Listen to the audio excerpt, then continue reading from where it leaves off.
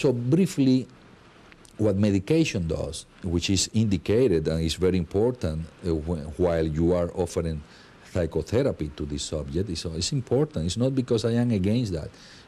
My opinion is that it's not enough. You can, when there is a crisis, when it's a depression, when there is a heavy problem, you have to back up yourself with medication. But at the same time, parallel to that, you have to treat the patient with hypnosis to remove this bad information that is causing the problem.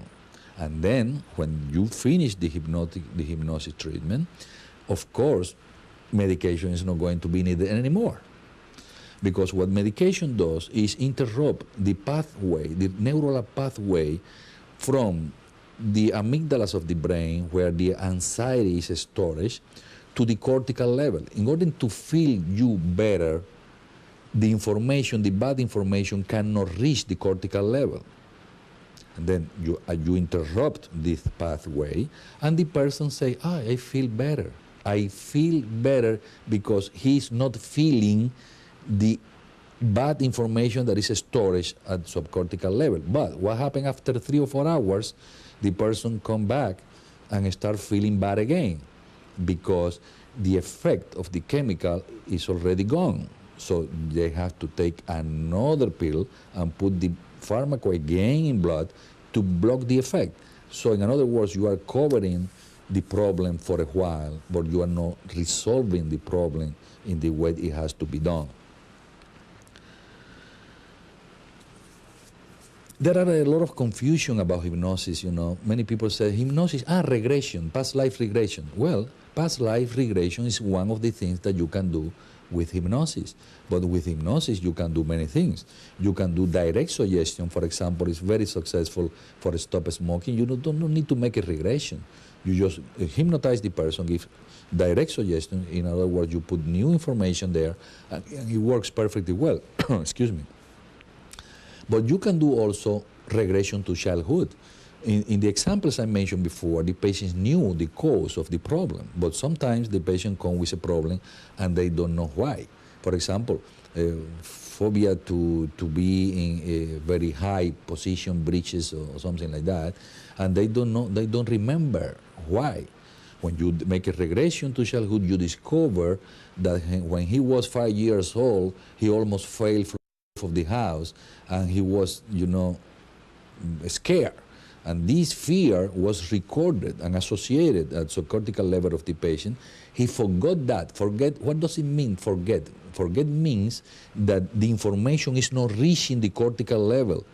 You are not conscious of the problem, but the problem is there because it's at a subconscious level. Then you make a regression to childhood. You look 5 years old, 6 years old, 7 years old. You look in the files of the brain, and you discover the cause, and then you remove this association of fears to high places. So you can make direct suggestion, you can make regression to childhood, you can make regression to the uterus, because sometimes the mother has a lot of anxiety, has troubles at home, divorce, a single mother, economical reasons, and he's transmitting all this anxiety to the brain of the fetus.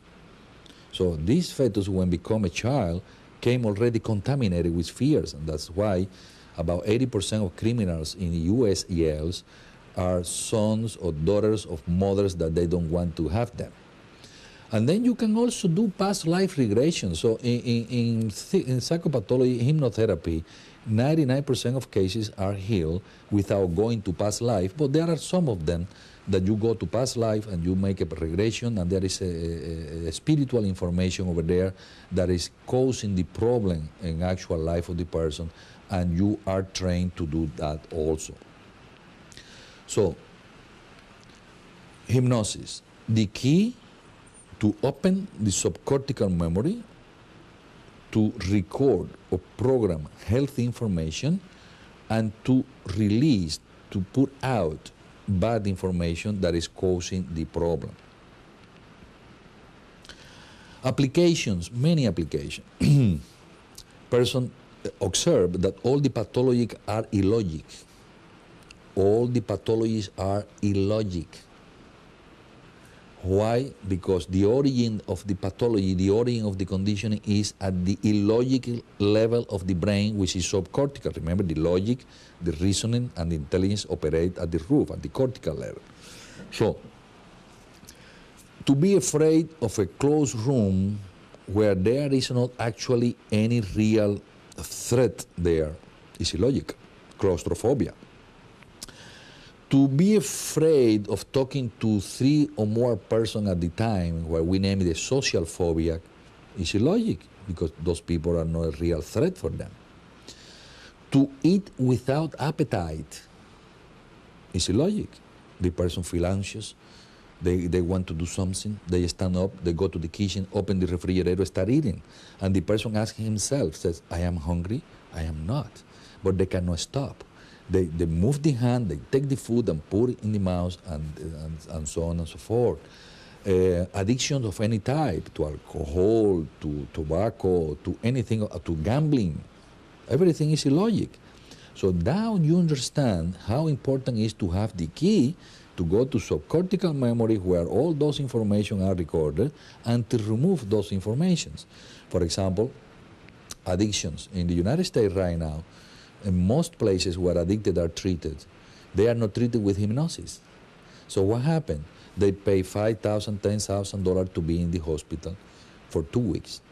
They get detoxification, which is good, and they get conscious therapy appealing to the willpower of the subject to stop in the addiction process.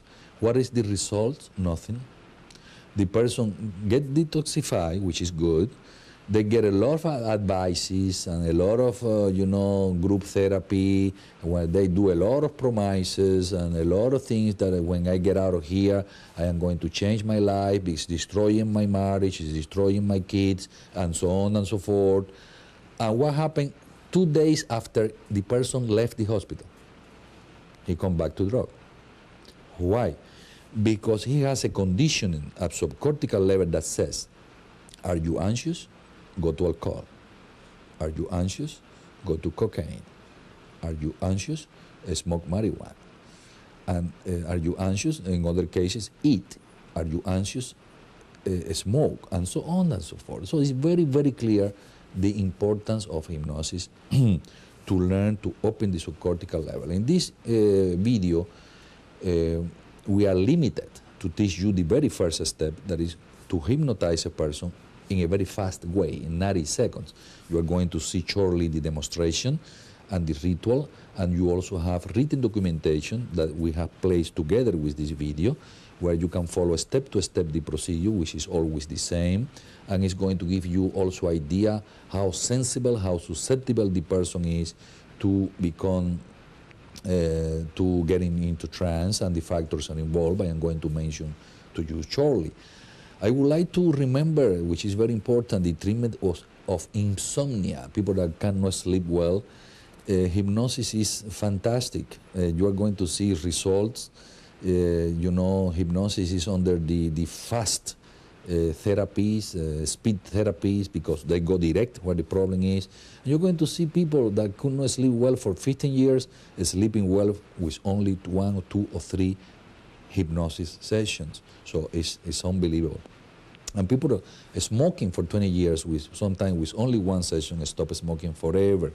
And people with phobia and panic attack and all those things that are resistant conditions be healed very, very fast, including manias like nail biting, or the child is bedwetting, stuttering, for example. Few people know that hypnosis is the proper technique to treat stuttering, and so on and so forth, and depression and everything.